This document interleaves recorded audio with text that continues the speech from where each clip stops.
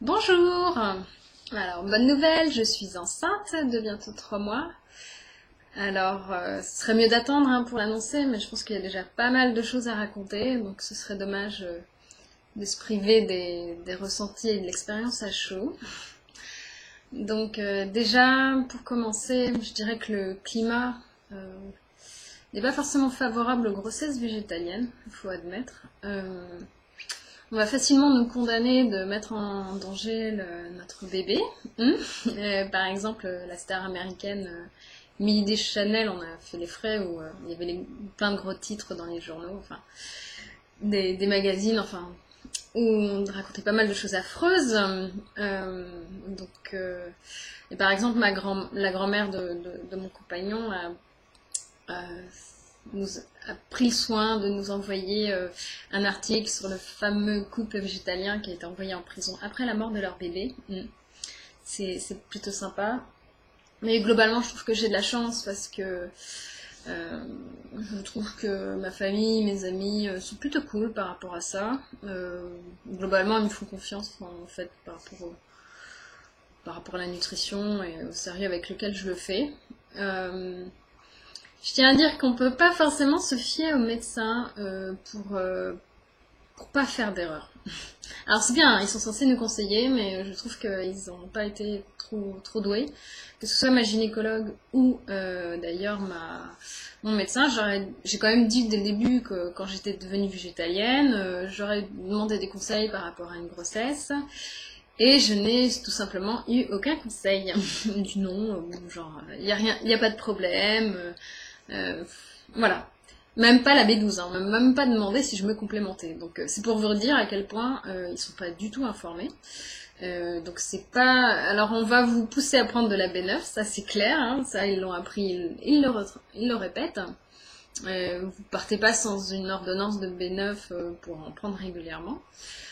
Or si on regarde où est-ce qu'on en trouve, on en trouve quand même pas mal, hein. Mais bon, bah, comme ça on se rassure, on en prend.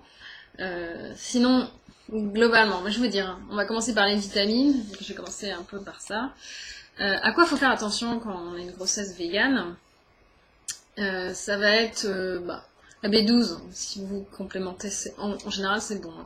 Vérifiez les dosages, mais c'est 3 microgrammes par jour. Alors ça dépend quel type de complémentation vous prenez par semaine, en général c'est largement suffisant. Mais vous pouvez toujours vérifier, contrôler. Je ne vais pas vous faire tous les calculs, je pense que de toute manière c'est pas mal d'apprendre à le faire soi-même. La B9, vous êtes complémenté. Le fer, les besoins en fer sont doublés, donc ça peut être extrêmement difficile d'avoir une bonne quantité de fer, surtout que là je vois les 3 premiers mois on n'a pas toujours très faim, on a du mal à manger.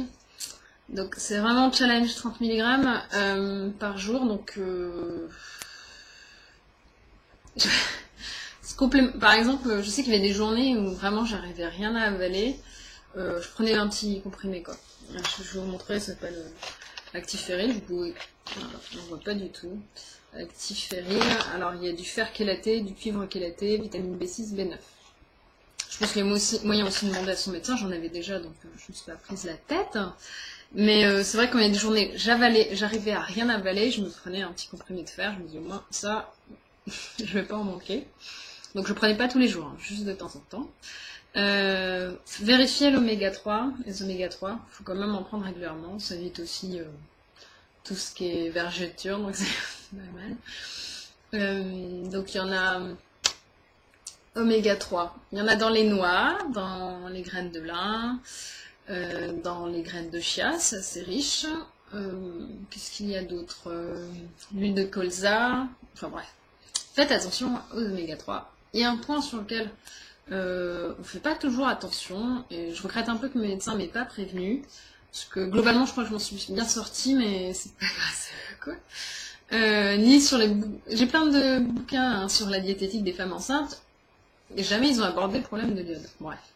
Donc l'iode, faites attention parce que les sources en iode pour un régime végétalien, elles sont assez limitées. Il y a du sel domestique qui peut être affiné et iodé. J'ai remarqué que c'était pas le cas du mien. Donc heureusement, j'ai eu des envies à des moments de manger des produits à base d'algues, heureusement, parce que sinon j'en ai pas énormément.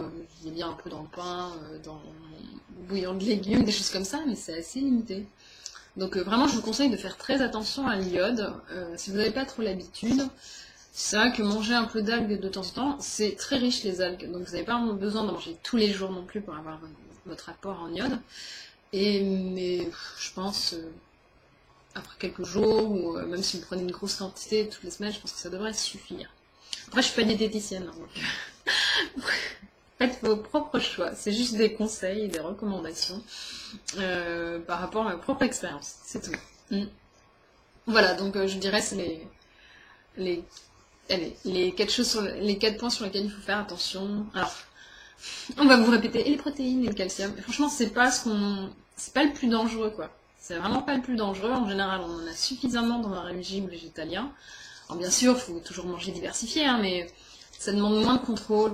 Vraiment, le calcium, on en a partout. Les protéines, si on mange régulièrement des céréales, des légumineuses, il n'y a pas de souci. Calcium, pareil, si on mange régulièrement certains légumes riches, des amandes, etc., des fruits secs, ça ira très bien. Alors j'ai un autre conseil à vous donner. Après, ça dépend de la période à laquelle vous êtes enceinte, forcément.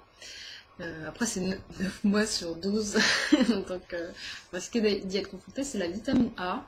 Alors, en fait, on n'absorbe pas la vitamine A en étant végétalien. On l'absorbe sous forme de bêta-carotène, qui est une provitamine A. Et on la trouve, il y a des périodes où elle est peu présente dans les légumes en général. Alors, on la retrouve par exemple dans la carotte ou dans les courges, dans les fruits et légumes oranges de manière générale. Et malheureusement, là, au printemps, il y en a un peu moins dans mon panier de légumes. C'est quasiment que des légumes verts.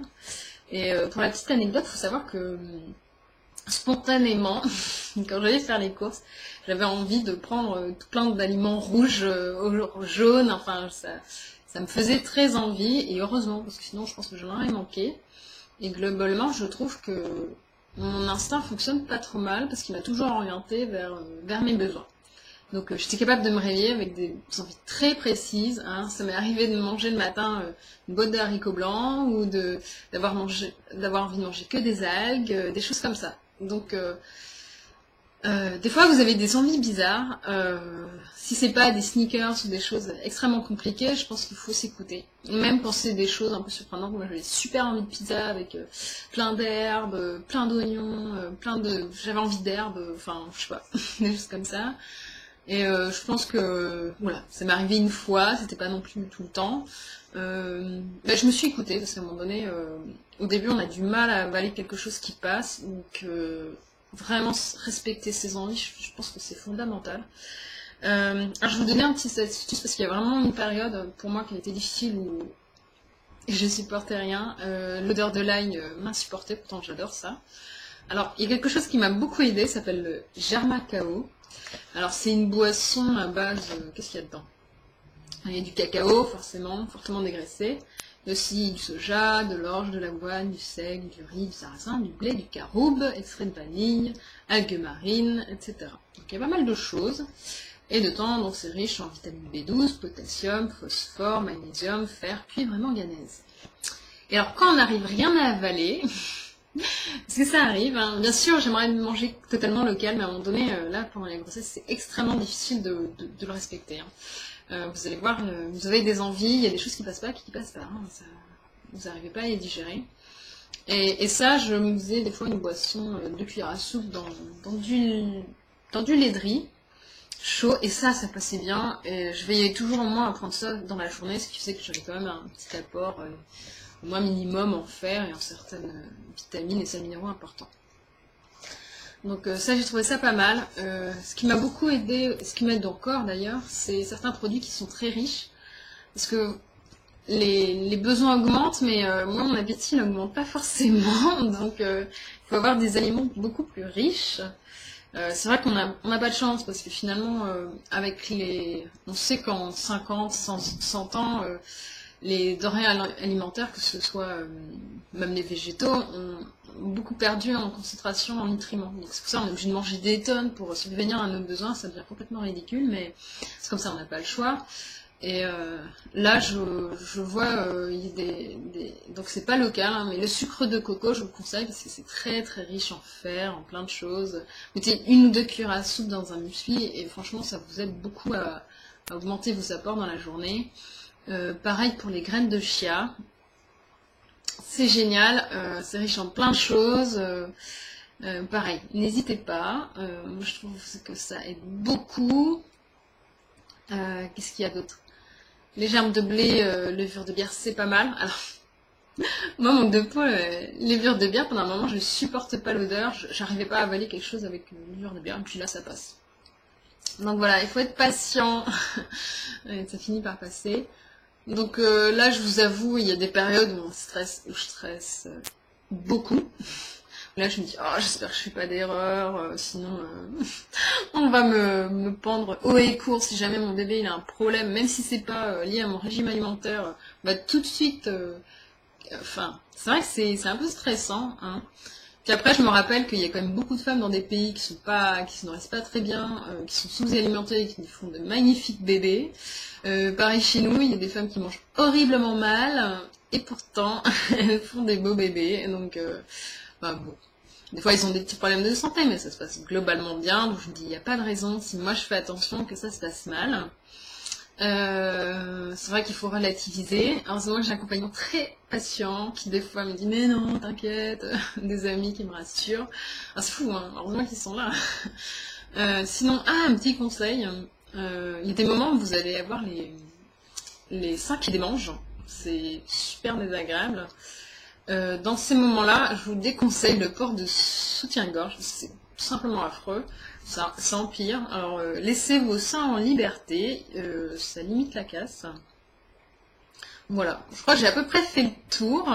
Donnerai des news de l'échographie, en espérant que tout va bien pour lui, ou elle, je sais pas, pour le bébé. C'est vrai que c'est stressant, hein. On espère que tout va bien se passer, mais des fois on a des périodes de doute. Je pense que c'est tout à fait normal, mais des fois je l'imagine déjà en super santé, une super famille végane, et puis des fois je me dis, oh, qu'il n'y ait pas de problème. Et je pense que c'est aussi quand les gens vous rappellent, vous renvoient des messages, vous stressent, alors souvent on dit, bah non, je fais super attention, puis il y a quand même des moments où vous avez des petites périodes où vous avez peur. Voilà, petit partage, sinon bah, je suis super heureuse. Et puis mon compagnon aussi, donc c'est une excellente nouvelle. Voilà, j'espère que tous ces petits conseils vont vous aider. Et bah, j'hésiterai pas à apporter de nouveaux éléments au fur et à mesure. Voilà. Bonne journée, ciao.